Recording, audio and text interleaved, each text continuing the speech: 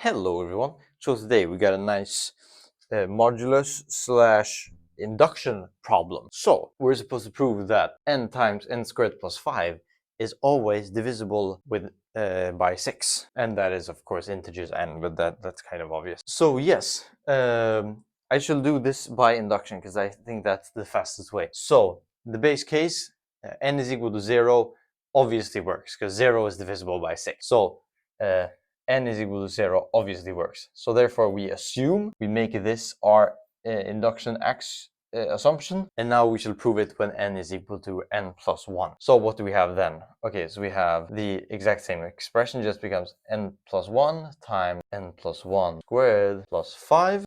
What can we, so we want to use this thing here. So we want to factor out a bunch of things. So in here, we obviously just get n squared plus 2n plus 1 and then plus 5, so it's plus 6. But we want to extract the n squared plus 5. So we shall keep it that way, plus 1 plus 5. So firstly, I will just extract the 1 here. So I get n times, well yeah, I had n squared plus 2n plus 1 plus 5, and then plus just this thing here. So that is just n squared plus 2 plus 1, or I can just write plus 6. For this part, it doesn't matter. And for this one here, we can say that this, no, sorry, I'm just gonna write it out.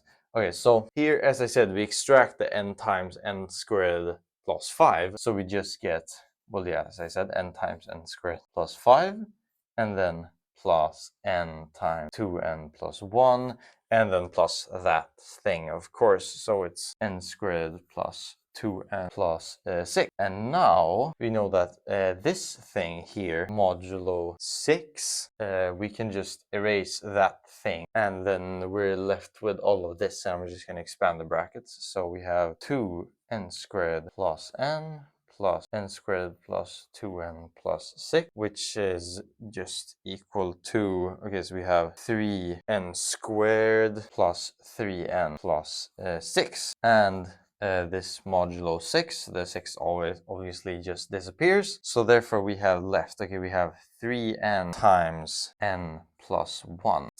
And now this is just, well, it's kind of obvious. So essentially what this means, because 6 is 3 times 2, this is just the same as asking, is n times n plus 1 divisible by 2? And that is quite obviously the case, because if n is even, then this is just even, and if n is odd, then this thing here is even. And even times odd is always even, so therefore this is 0, and our proof is concluded. So yes, proof done. Hope you enjoyed the video. Make sure to check out the link in the description, and I'll see you some other time. Bye bye.